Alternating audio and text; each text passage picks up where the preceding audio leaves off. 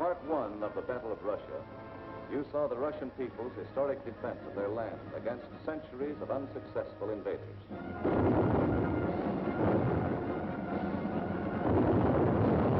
You also saw how after 5.5 months of Nazi blitz,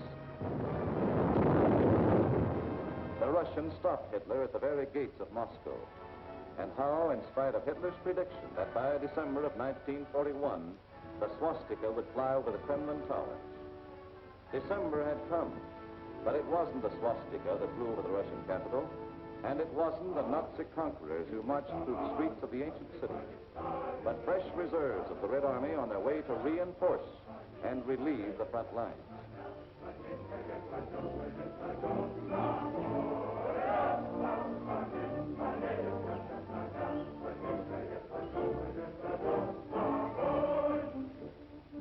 The Russians read this appeal and knew what it meant. They remembered that in their past history, the time always came when they could turn and strike back. The time had come. Their old ally, the Russian winter, had carpeted the Russian land.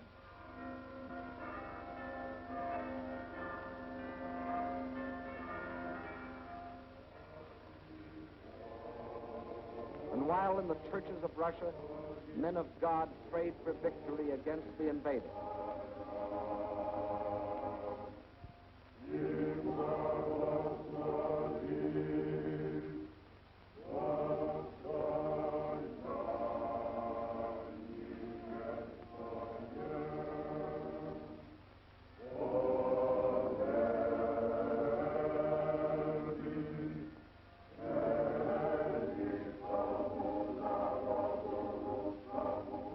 front lines, the men of the Red Army listened to the long-awaited order of the day.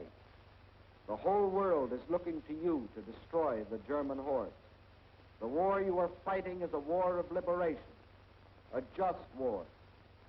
Death to the German invaders. Fighter command ready. Bomber command ready. Parachutists ready. Artillery in position. Tanks manned. Cavalry in position. Infantry ready. Beyond those hills is the enemy. Alive! Alive! Alive! Alive! Alive!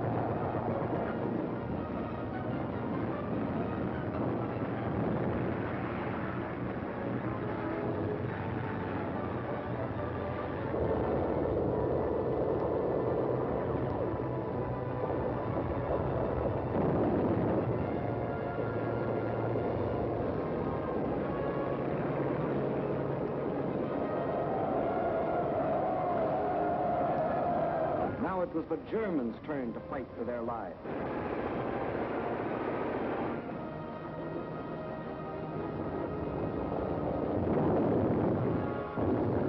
Now, for the first time, it was the German army that retreated.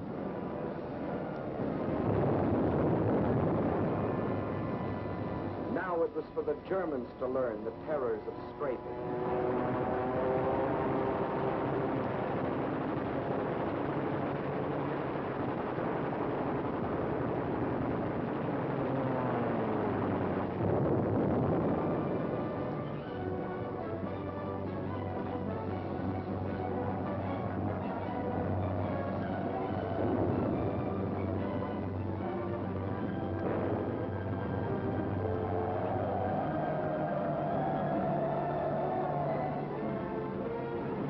village after village, town after town, on the Red Army swept through the country which for days and weeks had been under the invaders' yoke.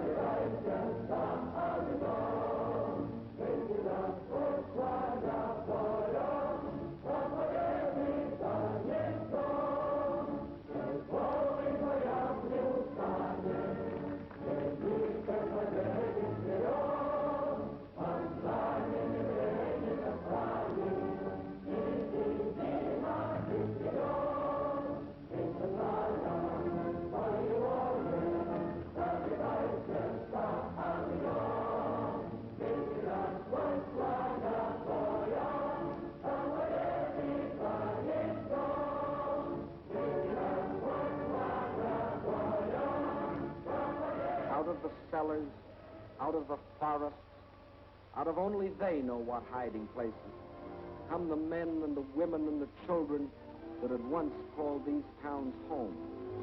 Soldiers and guerrillas find wives and mothers. Friends are reunited. There is thanksgiving in their streets, thanksgiving in their hearts.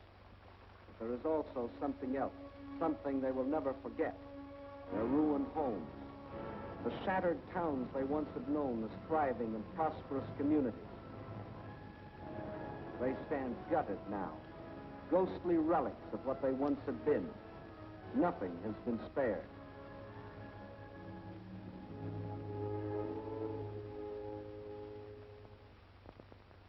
This was a museum, the former home of Peter Tchaikovsky, a man who wrote music for Russia. Music that sought the heart of his own people. And because it found that heart, it found the hearts of people everywhere. This piano concerto.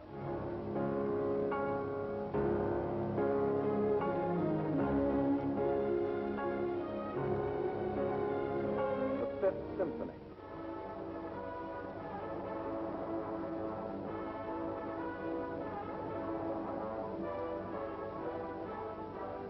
The Sixth Symphony.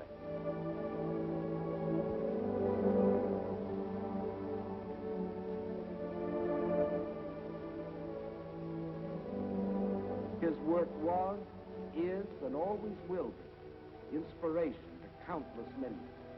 But it brought only one inspiration to the Nazis: vandalism.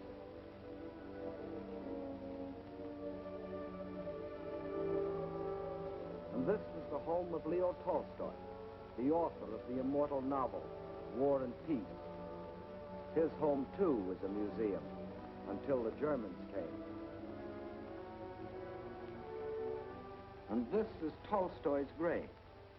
If the Nazis buried nearby had read his famous book, they would have learned their fate beforehand. But there were other dead the Nazis didn't bury. Russian dead. They weren't soldiers, and they weren't killed in battle.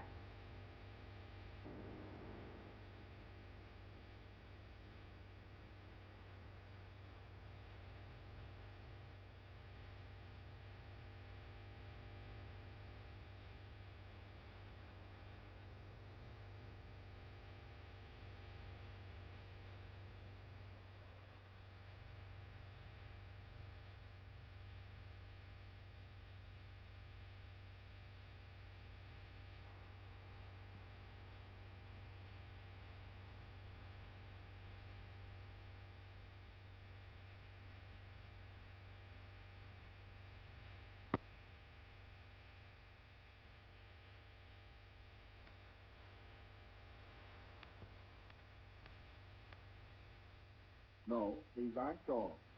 These are children. Mass murder by orders of the High Command. And there were other children, perhaps more fortunate, perhaps less. Young girls, but not young now. The attentions of the Nazi soldiers aged them very quickly. And whoever resisted the invaders met with this. These are the things the Russians can never forget.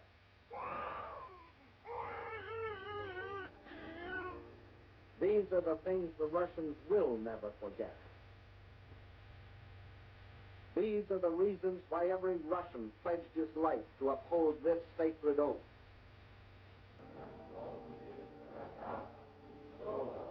За смерть детей и матерей наших. За смерть детей и матерей наших. За пытки и издевательства над моим народом. За пытки и издевательства над моим народом. Я клянусь и клянусь. Я клянусь, что скорее умру в жестоком бою с врагами, чем отдам себя, свою семью и весь народ мой.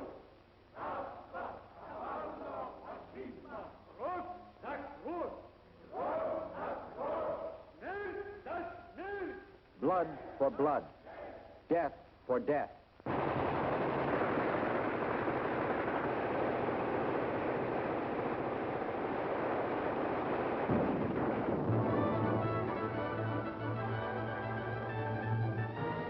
That is the reason the Russians smashed on, deeper and deeper, along the entire front from Rostov to Leningrad. Nowhere could the tide of Russian pressure be stopped. And by spring of 1942, this area was delivered from the Germans. But this was not the important result. Not that this town or that village was retaken, but that the whole legend of Nazi invincibility had been shattered. German armies could retreat too. German armies could be defeated. German troops could be captured.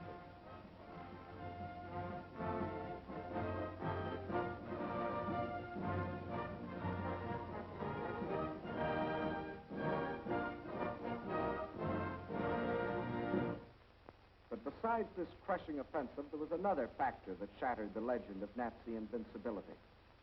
That factor, which will live forever in the history of this war, was written by the people of this city. A city now called Leningrad after the leader of the Russian Revolution, Lenin, and which before that was called Petrograd in honor of its founder, Peter the Great. A city which today, with the exception of Moscow, is the most important center in the Soviet Union because some of Russia's largest industries are centered here, and also because it is Russia's principal port on the Baltic Sea and the base for its Baltic fleet. Here, as throughout the Soviet Union, on June 22nd, word came of the attack. But here, the city was only a few miles from German lines. And while the men of the Red Army and the Baltic Fleet moved out to meet the enemy, behind them another army was formed. An army whose weapons were shovels instead of rifles. An army of men. An army of women. An army of children. Feverishly, they dug the trenches, threw up barricades, built defenses, prepared themselves for the worst. They knew that they too were in the front line. They weren't wrong.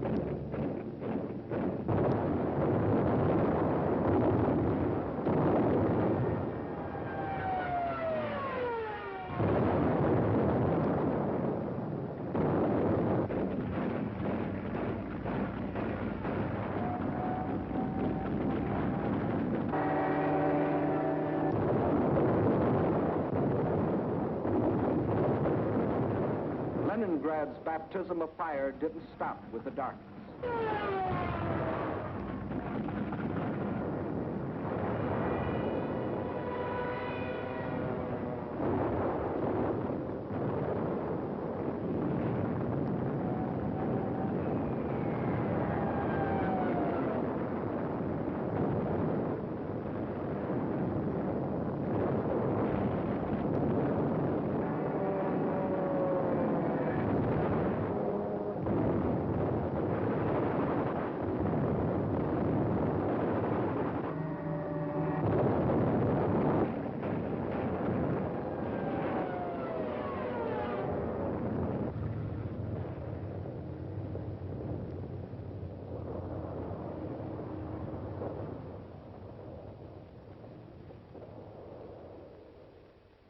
Finally, the morning comes, and the people of Leningrad dig themselves out from the ruins.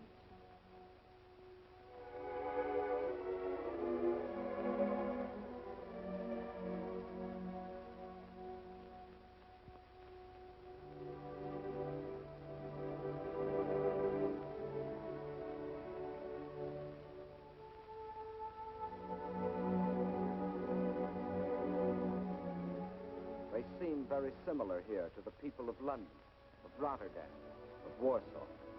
As in those cities, there were ruined homes, museums, and other important military objectives, like the Russian Dumbo from the Leningrad Zoo. But there was one important difference. Bombing from the air was only one small part of what the people of Leningrad had to face. In September, the Nazis surrounded the city and announced it was cut off and doomed. The German commander sent the city an ultimatum demanding its surrender. He is still waiting for the answer. Thus began the siege of Leningrad, a siege that was to last for nearly 17 months.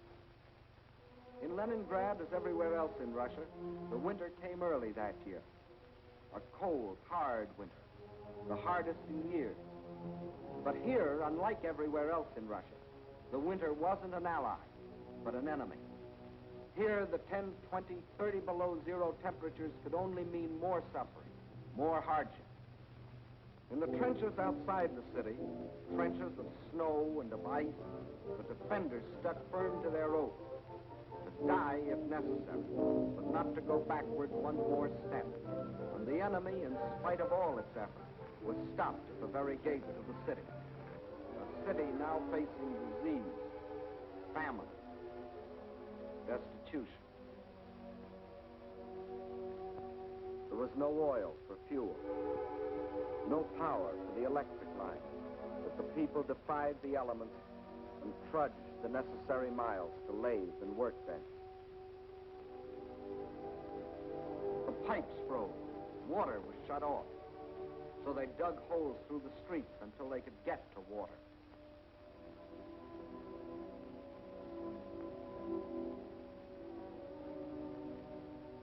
There was no food, and the whole city went on starvation rations. A factory worker got 8 ounces of bread a day. Everyone else, child and adult alike, only 4. And to keep the dread enemy of disease from stalking the streets of their city, an army of women worked with shovels, worked with picks in those streets every day, clearing away the rubble, the refuse, the sources of contamination. Bombs from the air couldn't force the defenders of Leningrad to surrender. Winter couldn't do it. Hunger couldn't do it. So the Germans decided to shell them into surrender.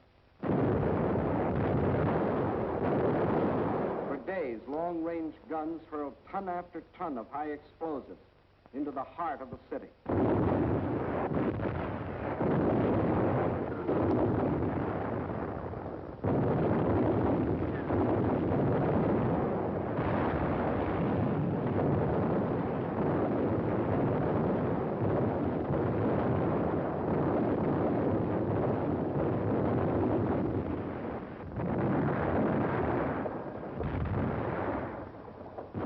The more the people of Leningrad were shelled, the harder they worked.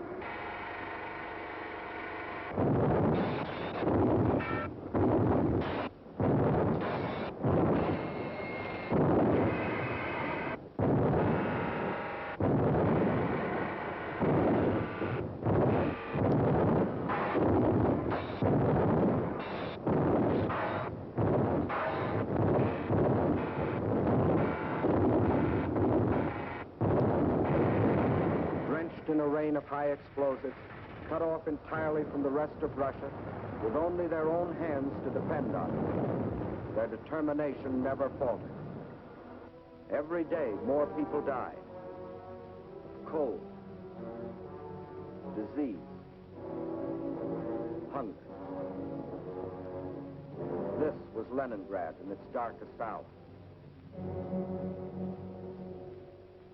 And then a miracle happened. To the west of Leningrad is the Baltic Sea, and to the east and north is Lake Ladoga, 7,000 square miles of inland water. The Finns and the Germans occupied one border of the lake to about this point, and in the south the Germans controlled the lake to here. Between these 2 points was a stretch of lakefront still in Russian hands, but there was nearly 100 miles between this shore and the beleaguered city. 100 miles of what had been open water and was now snow-covered ice.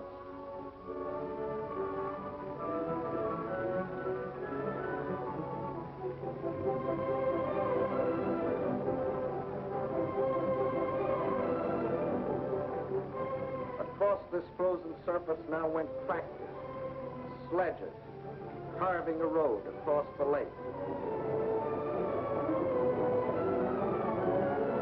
And soon across this highway, from the far side of the lake, poured a stream of trucks,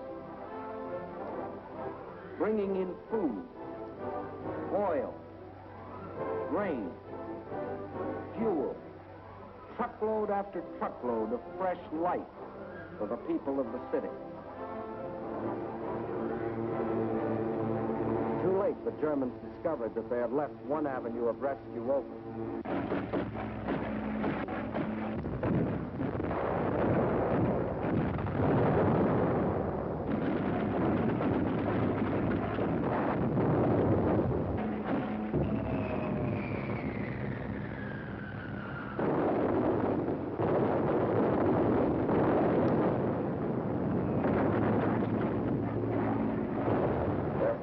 Bombed the road, but the trucks kept rolling, by day and by night. And soon more than trucks would reach the city, for the Russians were now laying a track across the ice.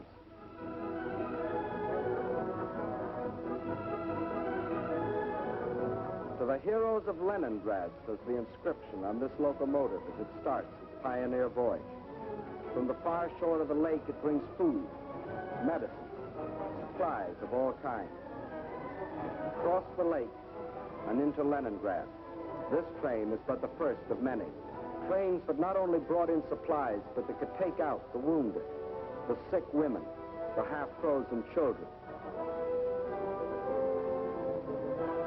All those that needed better care. All winter long, the lake traffic continued. And all through that terrible winter, the men of the Red Army, outside the city, found the strength not only to defend, but to attack. Time after time, they hurled themselves against the invader, driving him inch by inch back from the city's outskirts.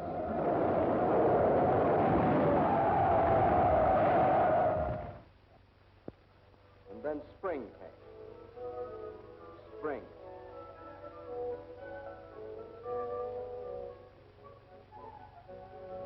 Outside Leningrad, the snows begin to thaw, and German bodies are washed from their icebox graves, mute evidence of Russian tenacity.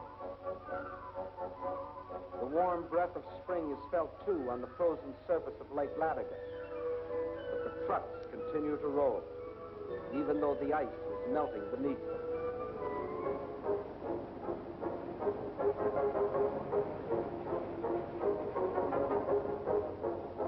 Spring, as it invariably does, comes to the city, too.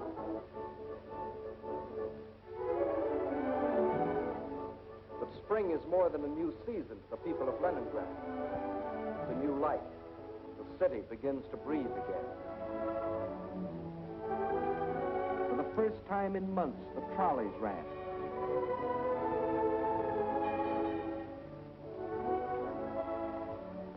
That first day, it seemed that every man and woman and child in the city had to go for a ride.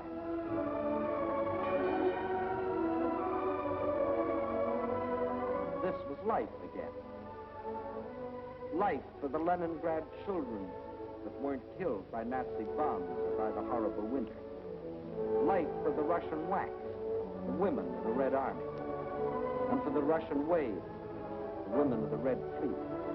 And for the sailors of the fleet themselves, the artists of the famous ballet theater have come to offer entertainment.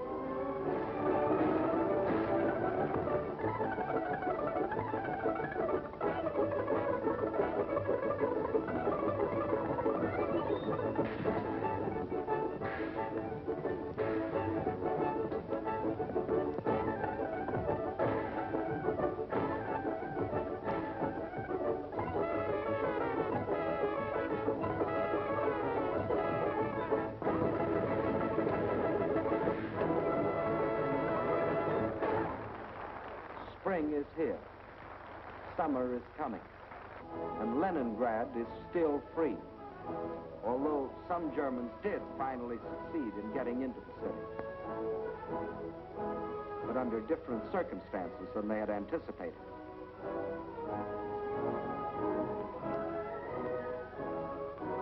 Yes, here too the legend of Nazi invincibility was shattered. Against the iron will and courage of a determined people. The citizens of Leningrad have proved that generals may win campaigns, but people win wars.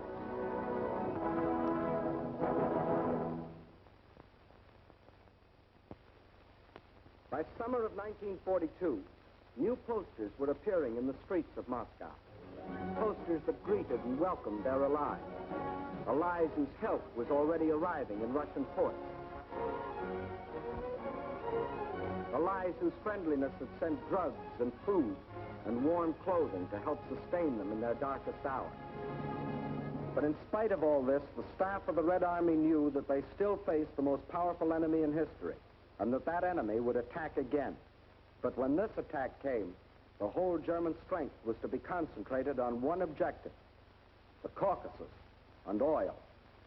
The Caucasus Mountains represent one of the toughest military obstacles in the world. Towering peaks rising to heights of as much as 18,000 feet, with only one practical highway traversing them. And Baku, the biggest oil field, is on the other side.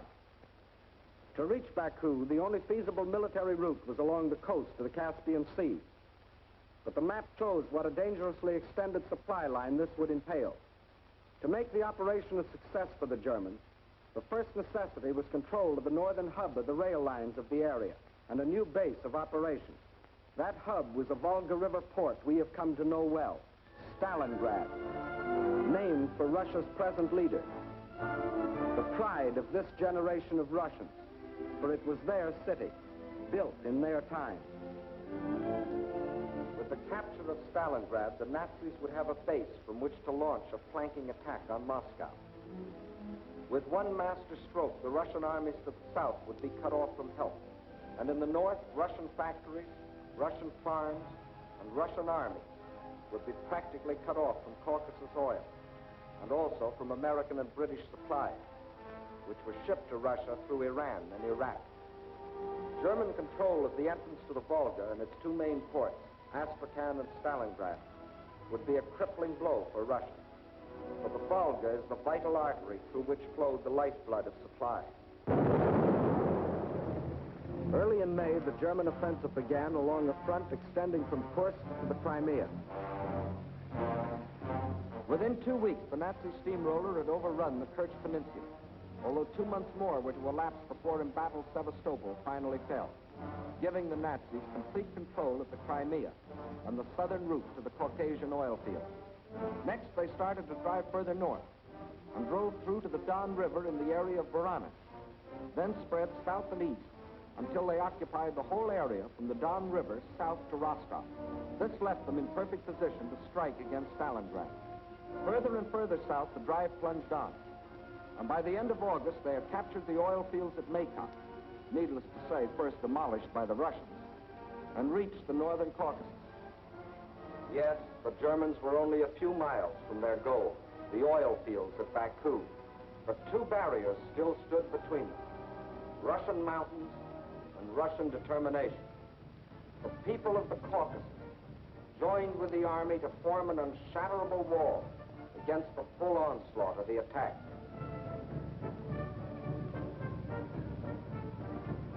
Further north, the Nazi pincers were within 15 miles of Stalingrad. This city had become the focal point of the whole campaign. Regardless of the cost, Stalingrad must be captured. Those were the German orders. Fire! Fire! German guns, German bombs shattered the city into pieces.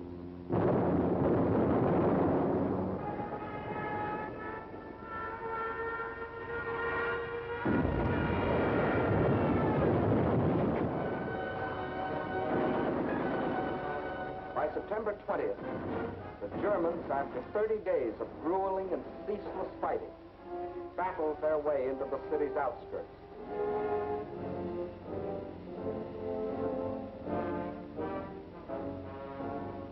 By the end of the month, their drive had carried them through the whole northwest section of the city and into occupation of part of the center, including the railroad station. On the last day of September, Hitler announced that the fall of the city was only a matter of a few days. Once more, the world was afraid a Russian campaign was lost. But once more, the Germans were to stand on the very threshold of victory and still fail. For now they were to meet a fire of fury such as they had never known.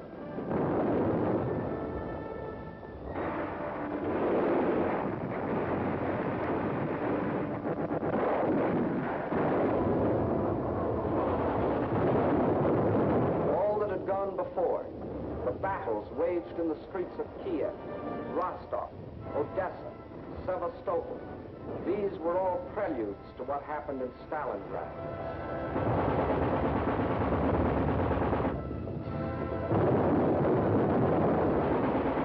Every inch of the city was a strategic point to be defended as such.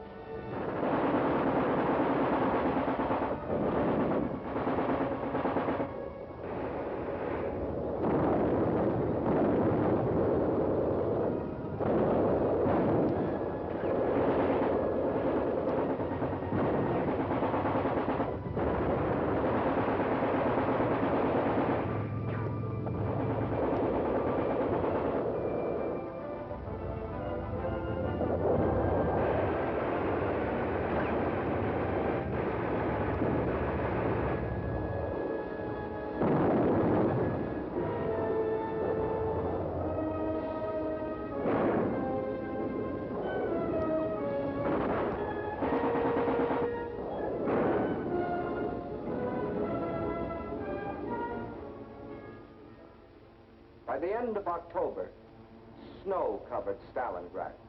From the air, the Germans tried to force the surrender of the Russian-held part of the city.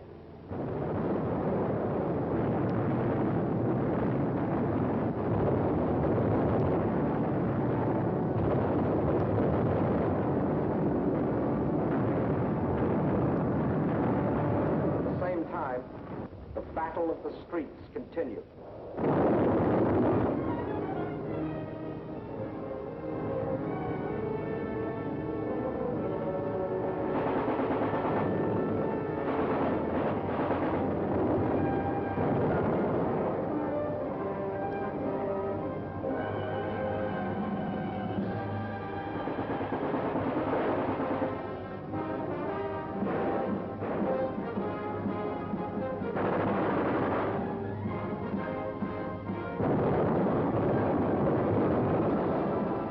November dawned, the Russians were no longer defending their city inch by inch.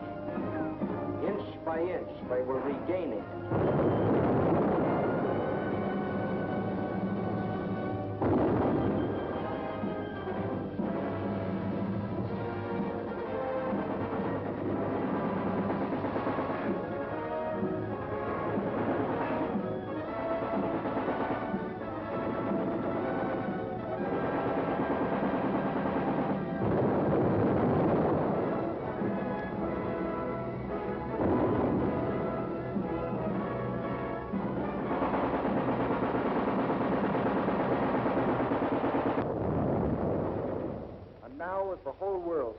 admiration of the city of steel, the ticker tape brought us breathtaking news.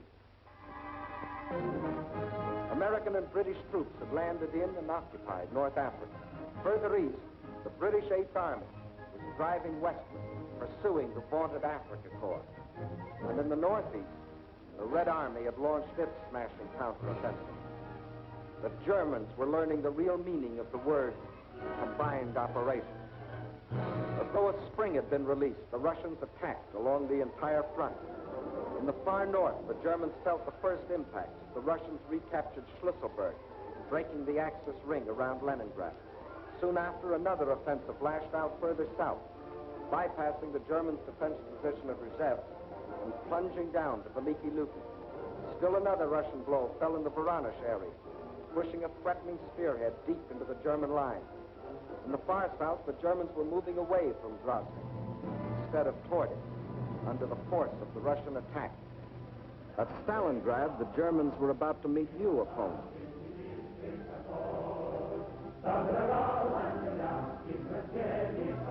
Fresh reserves were arriving from far Siberia. They had been stationed there in case of trouble with the Japanese. Now these troops had been transported to relieve the embattled defenders of Stalingrad.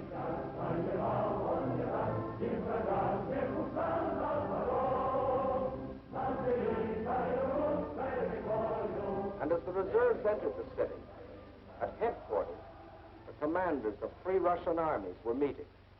The Germans had fought for Stalingrad as a prize. The Russians were determined to make it a trap. Two simultaneous attacks were launched, one from the north, one from the south. The German armies encircling Stalingrad were now themselves threatened with encirclement. Finally, the two prongs met.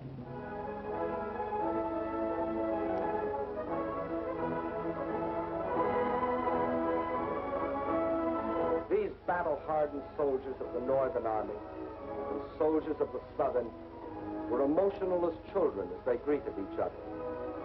They knew this meeting meant the salvation of Stalingrad and of their country.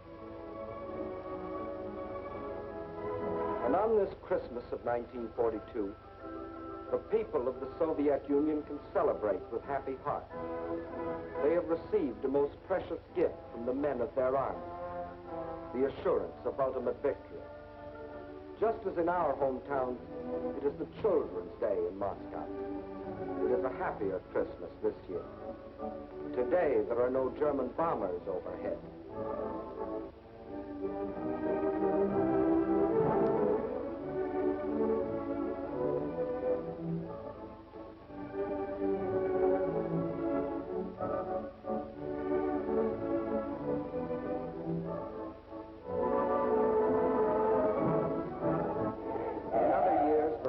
Like ourselves, celebrated on New Year's Eve, but not now.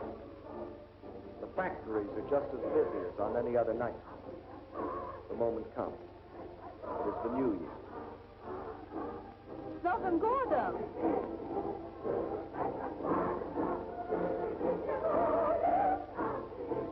And at the front, the greeting is the same, up to a point. С Новым годом, гвардейцы! Огонь!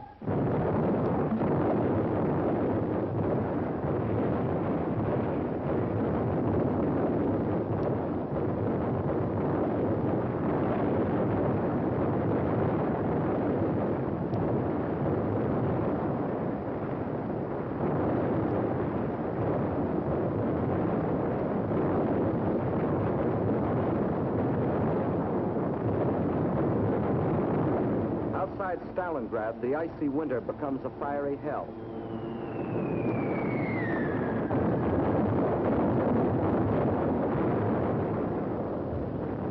Here are concentrated the latest in Russian equipment. Flamethrowers, ice gliders, used here by shock troops to capture airfields in advance of the main army.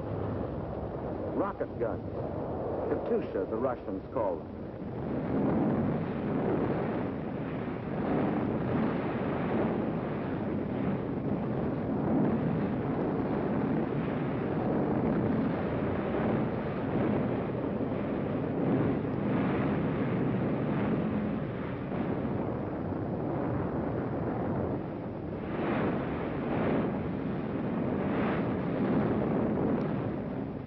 Every last resource of the Red Army was thrown into a crushing offense of ultimate destruction.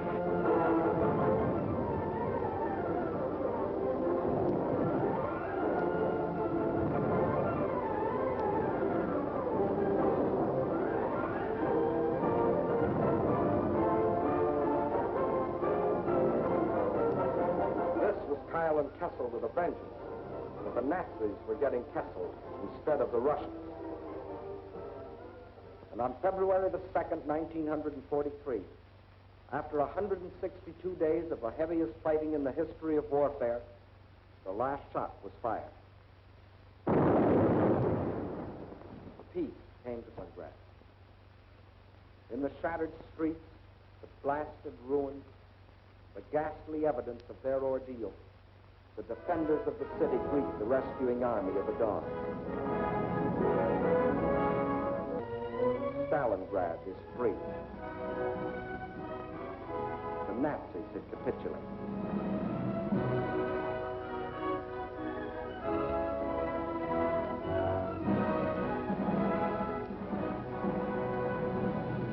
The German generals who had been ordered by Hitler to take Stalingrad regardless of the cost, and who had obediently promised that the city would be his, these generals, 24 of them, who had covered themselves with such glory and such medals on the fields of Poland and Norway and France, they now had only their past glory to comfort. This is Field Marshal von Paulus, Commander-in-Chief of the German armies at Stalingrad. This is the man who told his soldiers that if they surrendered, he would see to it that their families died in reprisal. When he faced his captors, perhaps his worried expression reflected an anxiety that Hitler might take the same revenge on his family. For he knew that when he surrendered, Hitler lost not only a field marshal, he lost an entire army, 22 divisions, 330,000 men. These are the men who had been promised that as conquerors they would winter in Stalingrad. Well, it was winter, and this was Stalingrad. Here were the conquerors.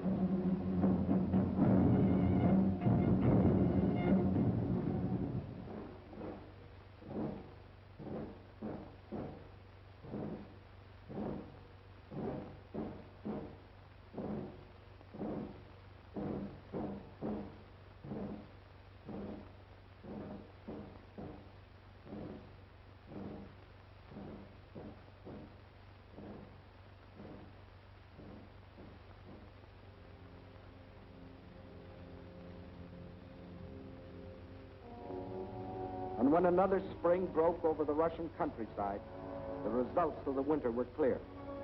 The invader had been driven back far beyond the lines he had occupied a year earlier. 185,000 square miles of Russian land had been freed.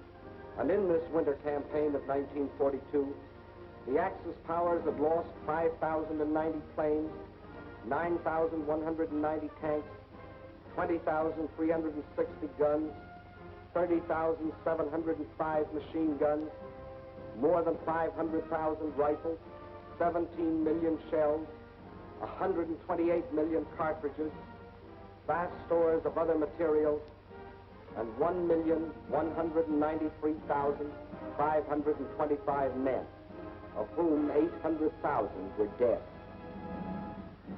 That is the story to date of the German attempt to conquer Russia. In 1941, they tried for Moscow and failed. In 1942, they tried for the Caucasus and failed.